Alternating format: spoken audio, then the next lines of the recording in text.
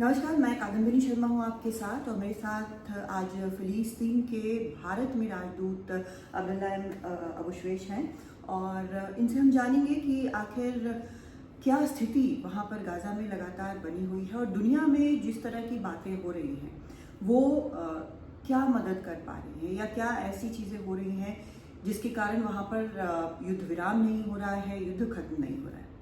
Thank you so much sir for talking to me.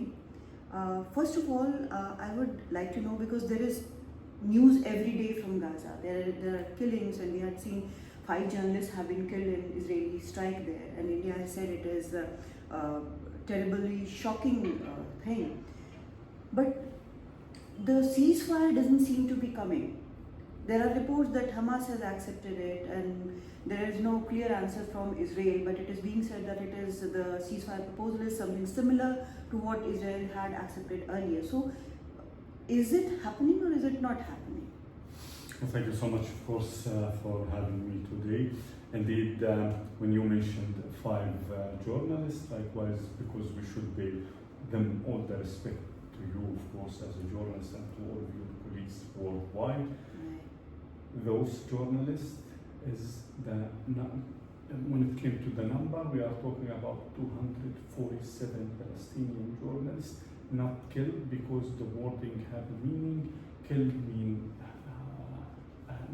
have a different meaning from targeting. They are intentionally targeting, and the very last 2 war crimes against the journalists was completely clearly that they are targeted as a Palestinian journalist.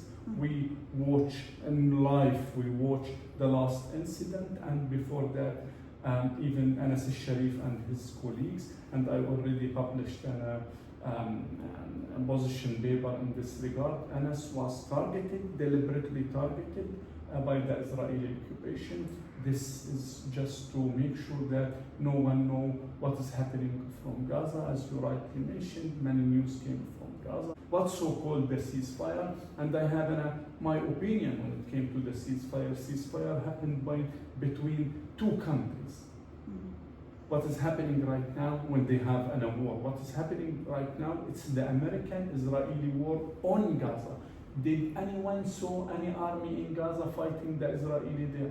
This is an Israeli, American genocidal war in Gaza. But again, unfortunately, we have no other choice except to use the wording ceasefire. Back to the original question, yes, Hamas was accepted the one proposal that Israel, through Woodcock, put it on the table long time ago. Now Israel is refusing it, and the current Prime Minister, even if he gonna propose, because right now the hidden information or the information that came from the mediator is saying, okay, put your proposal on the table and we're gonna carry it to the Palestinian side. Unfortunately, even if because he's already cornered, even if he gonna put his proposal and the Palestinian accepted it, he will be back from it, because again, the exact proposal that right now on the table is the Israeli Woodcock, the Israeli American proposal that had been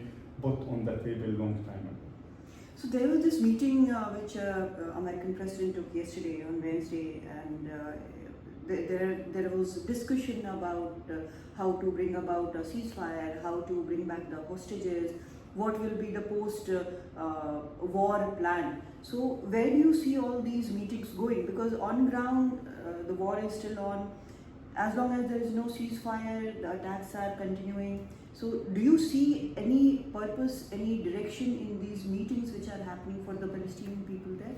Another very important question, but here I should clarify 2 things. America and Israel on the same boat. America is launching a war against the Palestinian people. So it cannot be shaped or articulated itself as a mediator to ending the war. America is the one who's providing Israel with all the vast majority of the military. We used to be killed by the Americans. The 14 member of the United Nations Security Council was calling for an end of the war in Gaza and ceasefire and all of this stuff. America was not joining them since the beginning of the American-Israeli war. America was used the veto for 5 times to block any ceasefire. So that again, America is not mediator at any point of time with on this one. Regarding the day after of the war, but before the day after, of course, you mentioned the word hostages, and I'm pretty sure that you mean the Israeli hostages, which they deserve, and the President Abbas was very clear in this regard. They deserve to be, even not to be taken, of course, hostages from at any point of time, but they deserve also to be back to their home since the very since the day when that they have been. This is being taken hostages. This is our official position as Palestinian Authority and Palestinian Liberation Organization. But I'm pretty sure that you, and of course your respected follower, did not know anything about 10,500 Palestinian hostages. Did you hear about them? I'm pretty sure none of you heard about them. 10,500 Palestinian hostages in the Israeli jail, concentration camp, and military camps right now, serving 5,000, approximately 5,000 of them serving what's so-called administrative detention, which is built in a law that had been created by the United Kingdom more than 100 years ago. Israel says that these are the people who have been accused of terror activities and that they are in prison. They are not hostages. So if he accused of terror, which I will, for sake of argument, I will agree on that. Terror activity, this means that he should be tried. We are talking about 5,000 of them without any trial, just for administrative detention. More than 400 of them is a children. Could you imagine that the children is conducting a terrorist act? You're talking about the international community. There are some countries which have recognized Palestine. India always had this two-state solution. So, do you think that that is actually a solution which Palestine is agreeing to? Because I was in Israel on 8th of October 2023 and I saw how it had unfolded. Israel says that if the Palestine is recognized by different countries as a state, it will be a direct outcome of the attack which Hamas perpetrated. So how do you correlate all these? This is the Israeli propaganda. We already signed the Oslo Accord since 1993. What is the barriers that was in front of the Israeli people and in front of the Israeli government not to implement the two-state solution? The two-state solution is the only solution that accepted by the international community, and of course India is a champion in this. And let me just finish. Yeah.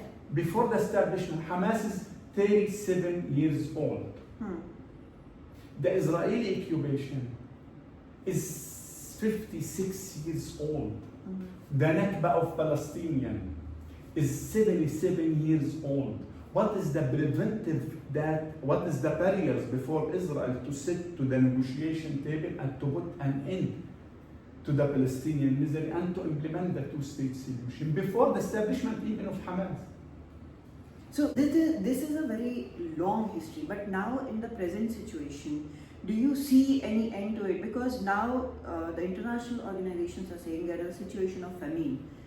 Famine, yes. Yes, and Israel has also released Hamas has released at least two videos where these hostages, one of them was digging his own grave. Yes. Another one was looking very mentally disturbed and Yes. they look like on the verge of starvation. Okay. So Israel has put forward that there are 8 trucks which were seen with Hamas operators there and that they have enough aid reaching there, but they are starving the hostages.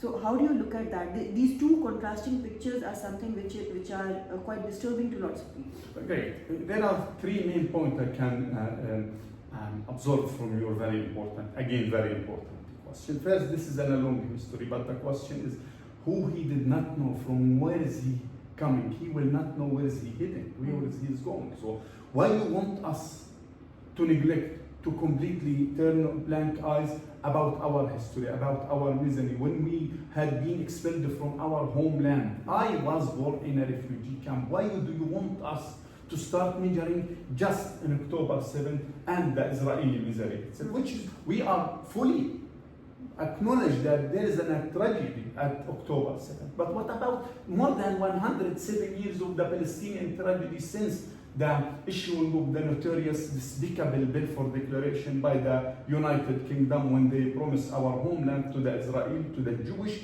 to the Khazarian Jewish, European Khazarian Jewish. This is history. Without the incubator of what happened in these days, you cannot analyze any political issue. This is first. Second, you talk about the misery of two Israeli hostages, which again, President Abbas was very clear, we are very clear, they should not be even taken hostages.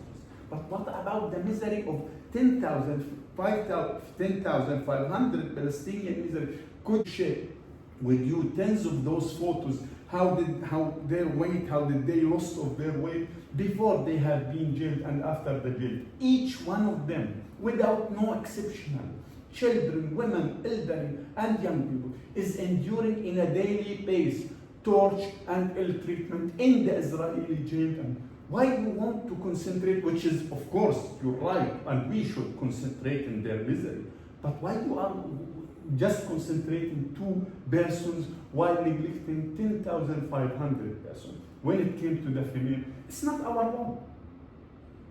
Female is there. Just 5 days ago, the United Nations issued an official report, ABS report, which is talking about the female. Put aside all the Israeli propaganda. My family is there. My own family, brothers, sisters, and nephews.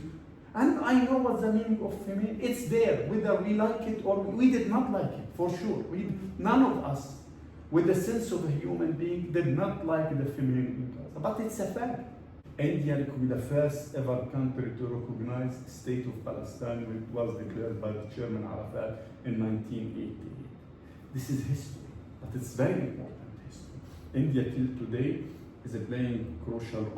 India till today is supporting the Palestinian resolution in the United Nations. It is implementing a lot of even projects in Palestine in the ground, and there is a lot of issues that we deal with it.